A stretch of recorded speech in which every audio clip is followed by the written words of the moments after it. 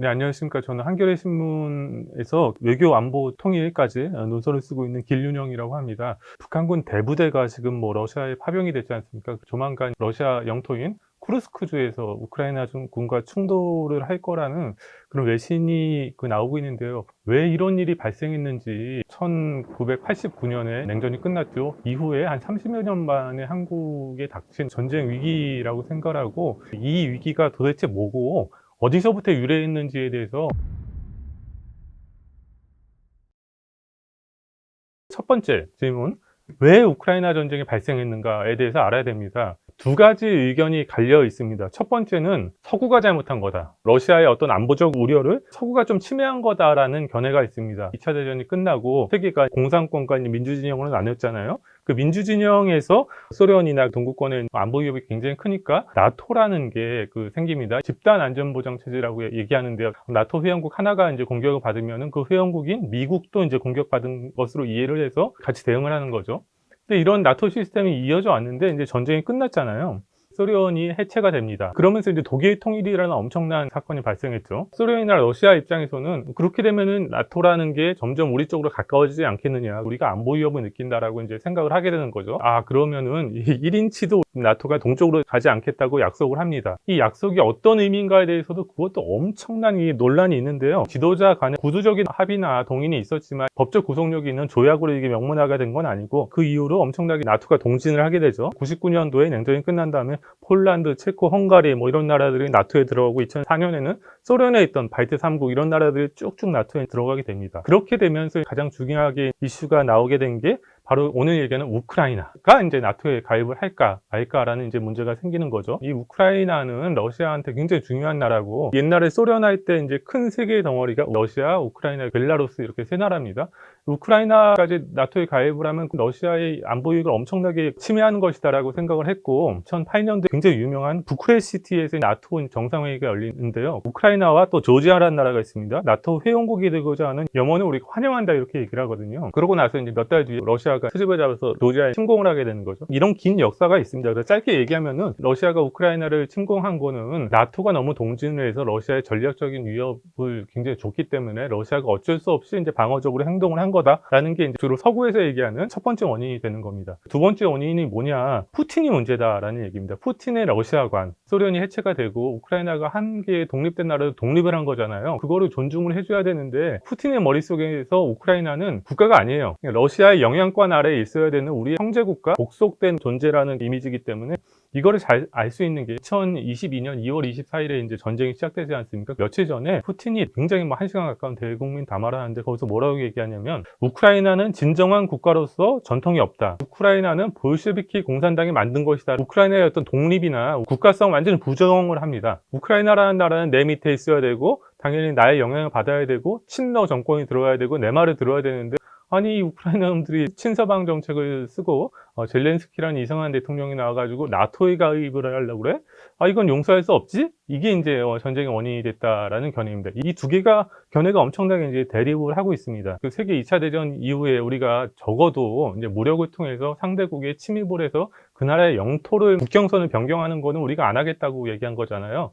이것은 굉장한 폭거다라는 거는 다 같이 얘기를 해야 될 것이고, 그래도 좀 이렇게 서구가 좀 너무했다, 러시아에 대한 배려가 너무 없고 이 사람들이 안보 위협을 무시했다라는 정도의 얘기는 할 수 있을 것 같습니다. 2월 24일에 전쟁이 시작되는데 새벽 2, 3시까지 계속 외신을 보고 있었거든요. 그때는 이제 당연히 이제 러시아가 굉장히 세계 2위의 군사 국가고, 이런 나라가 우크라이나를 침공을 했으니까 며칠 만에 전쟁이 끝날 거다라고 거의 확신을 했고, 젤렌스키가 벌써 이제 외국으로 도망갔다, 그런 프로파간다 정보도 좀 나왔고요. 이틀째 밤인가 아마 그런데 갑자기 외신이 뜨는 거예요. 젤렌스키가 트위터에 동영상을 올렸다는 거예요. 제가 그걸 봤습니다. 뭐라고 얘기하냐면, 젤렌스키랑 측근들, 여러분 안녕하십니까? 지도부는 여기 있습니다. 총리는 여기 있습니다. 최고顧問포돌리아크도 여기 있고, 우리 모두 여기 있습니다. 군은 여기 있습니다. 시민들과 사회는 여기 있습니다. 우리 모두 여기서 우리의 독립과 국가를 지켜내고 있고 앞으로는 그럴 것입니다. 그러면서 우크라이나의 영광이 있기를이라는 짧은 동영상이 한 30여 초 되는 동영상인데, 그러니까 서구에서도 그렇고 굉장히 거기에 감동을 하고, 이런 푸틴의 무고한 거를 우리가 이거를 참을 수 있느냐라고 그래서 엄청나게 이제 무기 지원을 해주고 막 응원을 하고, 저도 그때 한 10만 원 우크라이나 대상에다 기부도 하고 막 그랬습니다. 며칠 만에 끝날 것 같은 전쟁이 길어지니까 묘한 논쟁이 시작되는 겁니다. 키신저 소로스 논쟁이라는 게 있는데요. 이제 헨리 키신저는 우리가 러시아의 안보 이익을 좀 우리가 존중해야 된다. 지금 이렇게 러시아와 전면전에 뛰어드는 게 미국의 국익이 아니다라고 얘기를 하고, 또 조지 소로스라는 분은 헝가리 분이잖아요. 그리고 민주주의 지원도 많이 하고, 이분은 되게 가치론을 내세우는 거죠. 최선의 방법은 빨리 푸틴을 무너뜨려야 된다. 한 사람은 현실론으로 푸틴과 적당히 타협을 해야 된다. 한 사람은 민주주의나 어떤 우리의 가치를 위해서 푸틴을 꺾어야 된다. 이렇게 엄청나게 그 양자의 논쟁이 이어지면서 전쟁도 계속 이어지게 됩니다. 그러면서 이제 우리한테도 달라고 그러고 서구 나라들한테 탱크 달라, 뭐 미사일을 달라, F-16을 달라. 그러면서 이제 그 전쟁 났던 2022년 9월에서 11월까지 엄청나게 대반격을 해서 러시아 동부 지역에 전쟁 나고 있는 돈바스 지역이라고 하는데요. 그 지역은 굉장히 많이 땅을 회복하기도 하고, 그리고 해를 넘겨서 6월 달에 우리가 전쟁을 끝내야 된다. 러시아가 동남부에 있는 4개 주를 먹고 있잖아요. 헤르손, 자포리자, 도네츠크, 루안스크 이렇게 주가 4개가 있습니다. 크림반도가 있죠. 여기를 회복하려고 해서 우리가 이제 마지막으로 이제 모아서 이제 공격을 작년 6월에 들어갑니다. 그래서 이제 남부 전선을 쭉 치고 들어가서 마리우폴이라는 도시가 있습니다. 굉장히 저항을 하다 뺏긴 데인데요. 거기까지 쭉 치고 들어가면 그 앞 바다가 있죠. 아조브의 흑해 일부죠. 거기까지 다 들어가서 크림반도랑 러시아 본토를 결단을 하고 전쟁을 결정적으로 유리하게 이끌려고 하는데, 러시아가 전쟁이 1년 정도 지나니까 참호 시설도 굉장히 잘 해놓고 이제 방비를 잘 해놨습니다. 그러면서 이제 전쟁이 교착 상태에 이르다가 젤렌스키가 어떻게 생각하게 되냐면, 아 그래? 우리가 왜 꼭 우리 땅에만 싸워야 되지? 이거 좀 그렇지 않아? 그러면서 전쟁이 교착 상태에 빠지고 지금 정상적인 방법으로는 생각했다가는 이게 영토 회복이 안 될 것 같으니까 올해 8월 러시아 영토 쿠르스크주라는 데로 쭉 치고 들어갑니다. 이게 굉장히 놀랐죠. 미국이 어느 정도까지 알았을지는 모르겠지만 우크라이나도 공격을 받은 상황이니까 반격을 하는 거에 대해서 뭐라고 얘기하기도 힘들고, 그러니까 러시아로 쭉 치고 들어갑니다. 원래 우크라이나가 생각했던 거는, 아 러시아가 자기 영토가 침범이 당했으니까 거기 있는 병력을 빼서 그쪽을 지키는 대로 이제 병력을 옮기면은 자기네들이 아까 막혔던 동남부 지역으로 치고 들어가려고 했는데, 러시아가 그냥 원래 군사를 이동하지 않고 그냥 유지를 하면서 이제 그 전쟁을 이제 견디게 되는 겁니다. 이제 여기까지가 이제 그동안 전쟁의 흐름이라고 이제 볼 수가 있습니다. 가장 중요한 게 올해 8월에 있었던 우크라이나가 러시아 영토인 쿠르스크주로 쳐들어갔다. 이게 굉장히 중요한 전쟁의 이제 변화고, 바로 이 변화로 인해서 우크라이나 전쟁이 동아시아로 이제 전이가 됐다고 이제 저는 이제 그렇게 보고 있습니다.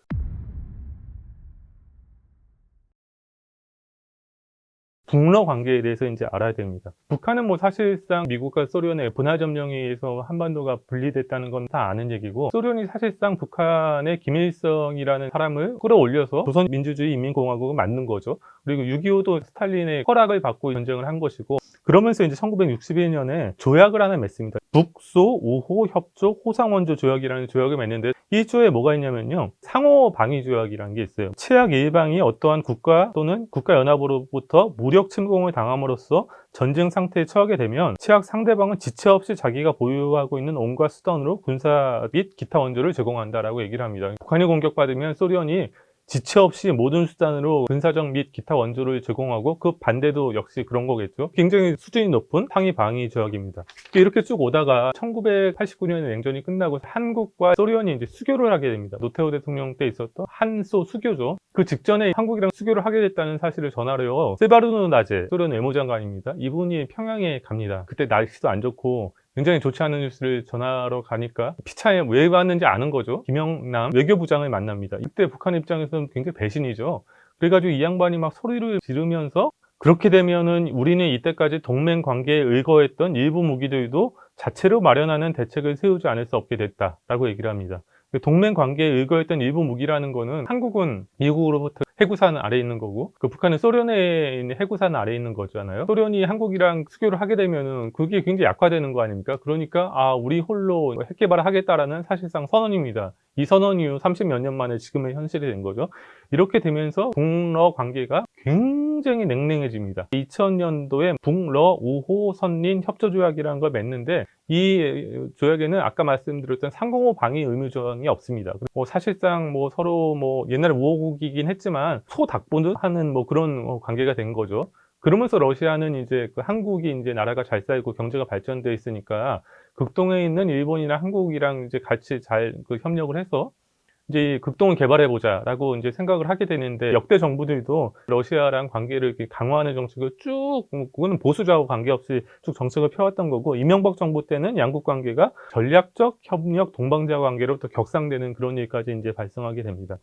그리고 뭐 러시아 사람들이 한국을 너무 좋아해서 시베리아 횡단철도에서 오뚜기 팔도 도시락면 있잖아요. 거기다 그냥 마요네즈 찍어 먹고 초코파이 먹고, 이게 이 사람들 소울푸드라는 거 아닙니까? 그래서 한국과 이제 러시아 관계가 굉장히 우호적이고 좋은 관계가 됐다, 이렇게 이제 우리가 얘기할 수 있는 거죠.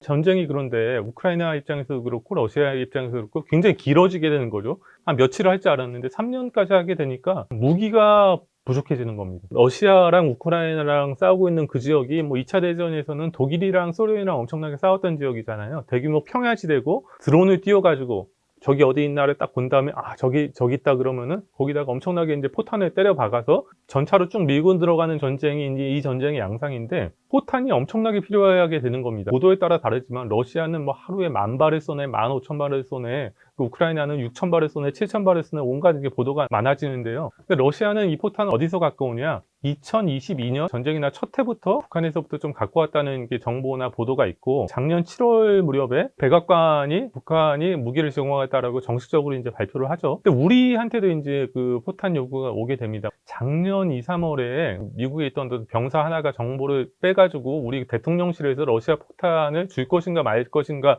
고심하는 장면이 일어나는 정보가 리크가 되잖아요. 그때 이제 미국이 우리한테 포탄을 요구를 하게 되는 겁니다. 그래서 이제 우리가 우회 지원을 이제 하는 거죠. 한 뭐 50만 발은 대여를 하고 10만 발은 수출하는 식으로 우크라이나한테 직접 주는 게 아니라 미국을 통해서 이제 우회 지원을 한 거라고 이제 뭐 알려져 있죠. 그게 작년 여름 정도에 있었던 일입니다. 윤석열 대통령이 4월달 로이터 통신이랑 인터뷰에서 무기를 줄 수 있다는 식으로 이제 인터뷰를 하니까, 그 러시아 외교부 대변인이 바로 그 다음날이나 그 다다음날에, 이렇게 되면은 한반도에 대한 우리 접근법에 영향을 끼칠 수 있다. 한국이 이렇게 무기를 주면 한반도에 대한 자기네들의 접근법이라는 거는 그동안 우리가 잘 지냈지 않냐, 30년 동안 굉장히 우호적인 관계를 지냈는데 니네들 이렇게 하면 우리 접근법에 영향을 끼칠 수 있어? 라고 경고를 합니다. 그럼에도 불구하고 우리는 무기를 준 거죠. 그러고 나니까 석 달 뒤에 국방장관이었던 세르게이 쇼이구 장관이 7월 말에 이제 평양에 이제 가게 되는 겁니다. 그러면서 이제 9월 달에 김정은 위원장이랑 그 블라디미르 푸틴 러시아 대통령과 정상회담을 하게 되고, 그리고 나서 다시 지난 6월 19일에 북한이랑 러시아가 다시 이제 그 옛날에 어떤 상호 방위 조항이 들어있는 북한과 러시아 연방 사이의 포괄적 전략적 동반자 관계에 대한 조약이라는 걸 만들게 되고요. 이 조항 4조에 1961년도에는 있다가 2000년 조약에는 없어졌다는 상호 방위 조약이 이제 들어가게 됩니다. 쌍방 중 어느 일방이 무력 침공을 받아 전쟁 상태에 놓이게 되면 다른 한쪽은 유엔 헌장 61조와 두 나라의 법에 준해서 자기가 가지고 있는 모든 수단으로 군사적 및 기타 원조를 제공한다라는 얘기니까요. 이 조항이 그러면은 우크라이나 전쟁에도 적용이 되는 거냐. 푸틴이 그 다음에 하노이로 가는데 기자들이 물어봅니다. 그럼 우크라이나 전쟁은 어떻게 되는 겁니까? 했더니 푸틴이 그때 이거 필요 없어. 우크라이나 전쟁은 이 조항이 만들어지기 전에는 소련이 아니었던 그 도네츠크와 뭐 그쪽을 공격한 거기 때문에 이게 러시아에 대한 직접 공격이 아니고 우리가 그거 필요 없고 요구하지도 않아, 이라고 얘기를 하거든요. 근데 그 뒤에 이제 8월 6일에 아까 말씀드렸던 쿠르스크주를 공격을 하게 됩니다. 이게 그 푸틴의 셈법에서는 우크라이나 전쟁 그거는 뭐 어떻게 보면 자기네들이 쳐들어간 거잖아요. 그런 건데 이거는 자기네들이 영토가 직접 공격을 받게 되니까 푸틴의 머릿속에서는 이거는 아까 자기네들이 맺었던 북한과의 포괄적인 전략적 동반자 관계 조화에 관한 조약의 4조에 이제 해당이 된다고 이제 판단을 한 거라고 이제 비춰집니다. 왜 전쟁이 전이가 됐냐? 뭐 긴 얘기를 했는데 우크라이나가 쿠르스크주에 쳐들어가서라는 게 이제 저의 견해입니다. 파병이 이제 현실적으로 이루어졌고, 우리 국정원이 이걸 얘기한 거는 지난달 18일이죠. 미국이 확인해 준 건 23일이고, 그때는 3,000명 정도 얘기를 했는데 병력이 더 보충이 돼서 가장 최근의 정보가 얘기를 하는 게, 블링컨 장관이 31일에 한국이랑 미국이 2+2 국방 외교장관 회담에서 10,000명이 러시아에 있는 것으로 보이고 그 중에 8,000명이 쿠르스크주로 간 것으로 보인다라고 돼 있고, 우크라이나에서 온 거 정보를 보면 한 7,000명 정도가 아마 국경에 배치가 돼서 박격포, 대전차, 미사일 등으로 무장을 하고 있다라고 우크라이나 쪽 정보가 나옵니다. 이 사실이라면은 임박하게 전투가 나온 거고, 제가 말씀드린 전제로 얘기하자면 북한군은 쿠르스크주를 방어하기 위해서 파견이 된 거고, 한국으로서는 이게 왜 위중한 상황이냐, 북한군이 지구 반대편에 있는 우크라이나에 10,000명이 갔다, 이게 한국한테 위중한 상황이 아닙니다. 북한이 그렇게 러시아를 피를 흘려서 10,000명의 자기 젊은이를 거기다 보낸다는 거는 엄청난 결단이고, 그거 많이 죽을 거 아닙니까, 그거를. 만약에 북한한테 어떤 위사사태가 있을 때 푸틴한테 야, 우리가 그때 도와줬잖냐, 피를 내가 꺼줬으니까 피를 갚으라고 그러고, 앞으로 만약 천반도 위사사태가 생기면 러시아가 개입을 한다고 봐야 되겠죠. 그럼 우리 셈법이 첫 번째 굉장히 복잡해집니다. 러시아까지 우리 그 작계를 짜는데, 전에는 이제 뭐 북한, 중국도 있겠죠. 중국 사람들도 자기네들이 뭐 한 7, 80년 전에 젊은이들 피를 쏟아부어가지고 이렇게 휴전선을 만들었는데, 그 사람들도 뭐 어떻게 생각이 있을 겁니다. 이제 러시아도 이제 생각이 있어지는 거죠. 북한이 피를 꺼줬으니까 그게 하나가 이제 큰 문제가 되는 거고, 두 번째는 그 북한이 엄청나게 무기를 갖고 있잖아요. 특히 이제 얼마 전에도 화성포 19라는 거를 쐈는데, 이게 고도를 7,000m까지 찍었습니다. 7,000km라고 얘기하면 이 대륙간 탄도미사일을 우리가 사거리를 어떻게 계산하냐면 최고 고도가 있잖아요. 그러면 여기에 2.5배 정도로 생각을 합니다. 그럼 7,000km에서 2.5배면 한 18,000 정도 되잖아요. 그럼 이 미사일이 18,000km까지 날아갈 수 있다는 게, 이게 그거를 입증을 한 거예요. 이 최고 고도로. 그러면 미국 전역을 다 타격할 수 있는 거죠. 유일하게 이제 북한이 입증을 못하고 있는 게 뭐냐면, 이렇게 미사일이 쭉 날아갑니다. 그래가지고 딱 들어가려고 대기권에 다시 진입을 하게 되는 거예요. 대기권에 공기가 있으니까 엄청나게 열과 압박을 받아가지고 이 탄두를 지켜낼 수 있느냐, 중간에 부서지지 않느냐, 이걸 재진입 기술이라고 그러거든요. 이 재진입 기술은 지금 북한이 쏘는 것처럼 이렇게 쏴서는 안 되고 정상각도로 이제 발사를 해야지 이게 있는지 그 실증이 되는 건데, 이거를 실증을 하려면은 탄두 그 제일 꼭대기에다 원숭이를 태워가지고 쭉 올라갔다 딱 떨어진 다음에 원숭이 살았지 않냐, 우리 실증했다, 뭐 이렇게 이제 그 입증을 하는 겁니다. 러시아가 만약에 이 재진입 기술을 북한한테 준다면, 만약에 자기네들이 갖고 있는 거를 완벽하게 해준다면은 이제 북한이 미국을 직접 타격할 수 있게 되는 거잖아요. 맨날 핵 개발할 때 나오는 여러 가지 핵심적인 문제지만, 미국이 과연 서울을 지키기 위해서 북한의 어떤 핵 위협을 무릅쓰면서 뉴욕과 워싱턴을 이걸 희생할 것인가라는 굉장히 복잡한 우리가 계산이 생기게 되는 거고, 뭐 그런 아주 치명적인 게 아니라도 핵과 관련된 새로운 기술이 들어올 수도 있고, 북한이 방공망이 약하잖아요. 그 S-400이라는 게 최첨단 방공망이 있습니다. 우리로 치면 뭐 패트리엇 그런 거, 이런 방공망을 그냥 달라고 할 수도 있고, 러시아가 극초음속 미사일에서는 미국보다 앞서 있는데 극초음속 미사일을 달라고 할 수도 있고, 군사위성을 달라고 할 수도 있고, 최첨단 전투기 기술을 달라고 할 수도 있고, 어떤 기술을 줄지, 김정은은 위시리스트가 뭐 이만큼 있을 거 아닙니까? 이만큼인데 어디까지 줄지 우리가 모르는 거예요, 이거를. 만약에 정말 ICBM이 아까 얘기했던 재진입 기술을 준다면 미국이 확장 억제가 상당 부분 훼손되겠죠. 그러면 우리는 핵이 없고 쟤네는 핵이 있는데, 그 윤석열 정부 들어오면서 계속 이 사람이 얘기하는 거 담대한 구상, 하나도 담대하지도 않은데, 핵 포기하면 경제 지원한다는 게 뭐 그게 담대한 구상입니까? 하나도 안 담대한 구상 이런 얘기하면서 계속 자유민주주의적인 통일을 얘기하면서, 그게 사실 흡수통일을 하자는 얘기잖아요. 흡수통일 하자는 얘기 계속하고, 그럼 북한 입장에서 얘기가 듣기 좋겠습니까? 그러면서 이제 사실상 남북관계가 적대적 이국가로 변하고, 2022년 9월에 북한이 법을 만들어서 바꾸는데, 핵을 통한 선제 공격을 할 수 있는 핵 독트린을 만들거든요. 뭐 이런 거를 만들고, 그러면서 계속 윤석열 대통령 남북 전단 그거 보내지 말라는데 계속 전단 보내고, 그러니까 저쪽에서 쓰레기 풍선 날라오고, 그래서 이런 상황이 이어지면서 북한이 윤석열이랑은 도무지 상대를 할 수 없다, 이렇게 된 상황인 거죠. 거기에다가 이제 윤석열 정부가 우크라이나 전쟁이, 물론 뭐 저도 무도하다고 생각하고 비난해야 된다고 생각을 하지만, 미사일 살상 무기 주는 듯한 얘기를 하고, 우크라이나에 가서 생즉생 사즉사 같은 얘기를 하면서 우크라이나 가가지고 우리를 동일시하고, 그 시간에 여사님은 리투아니아에서 명품 쇼핑하시고 말이죠. 이러고 엉망으로 얘기를 해가지고 상황이 이렇게 됐다 라고 할 수밖에 없고, 러시아가 김정은의 위시리스트가 굉장히 긴데 뭘 줄 수 있느냐, 이걸 모른다고 했잖아요. 근데 여기에서 우리가 행사할 수 있는 카드는 딱 하나입니다. 너 러시아 정말로 그 북한한테 이렇게 민감한 ICBM 뭐 재진입 기술까지 주면, 우리도 우크라이나에 굉장히 우리가 갖고 있는 품질 좋은 살상 무기를 줘가지고 굉장히 당신을 괴롭게 할 수 있어가 이제 우리가 들고 있는 유일한 카드인 거죠. 근데 이 카드는 제가 봤을 때 뭐 한 번 쓸 수 있는 거고, 뭐 그렇게 뭐 일시적이고 제가 국면적이고 그냥 전술적인 카드인 거죠. 근데 러시아가 만약에 ICBM 재진입 기술 같은 거를 주면 우리는 영구적이고 전면적이고 그냥 전략적인 타격을 받는 겁니다. 그래서 한국과 러시아라는 국가가 경제 규모는 조금 비슷할지 모르지만 굉장히 비대칭성이 이렇게 있는 나라인 거죠. 그래서 굉장히 우리가 난처한 상황에 놓였고, 그렇기 때문에 우리가 유일하게 가지고 있는 이 카드를 가지고 러시아랑 협상을 해야죠. 우리는 어쨌든 한러 관계를 우리도 소중하게 생각한다. 어차피 전쟁이 끝나면은 실질적으로 북한을 통해서 얻을 수 있는 이익보다 우리와의 어떤 그 경제 협력을 통해서 얻을 수 있는 이익이 더 크지 않느냐. 그래서 한러 관계를 중요하게 생각해야 되고 서로 신중하게 생각해야 된다라고 얘기를 하면서, 러시아에 있는 그래도 한국과 관계를 친하게 지내야 된다는 세력들을 좀 더 키워주고, 그 사람들을 설득해서 아주 마지막 선까지 넘지는 않도록 우리가 관리를 해야 되는 상황에 있는데, 그 관리가 제대로 될지는 좀 알 수가 없다. 뭐 이런 거로 제가 말씀드리고요. 아무튼 다시 원점으로 돌아가면은, 지금 우리가 모르겠어요. 이건 뭐 다 윤석열 대통령 100% 탓에 이렇게 됐다고는 제가 말씀드리고 싶지는 않지만, 러시아의 관계를 이렇게 소홀히 하고 막 그냥 하고 싶은 얘기 다 하면서 이제 가치구에 몰빵했던 윤석열 대통령의 대외 정책에 상당히 영향을 줬다고 이제 저는 생각하고요. 러시아와의 그 관계를 강화해야 되고, 그 중간에 서 있는 중국과의 관계를 강화하면서 북한과 러시아의 협력이 어느 선, 우리의 안보 이익을 결정적으로 침해하는 선을 넘지 못하도록 우리가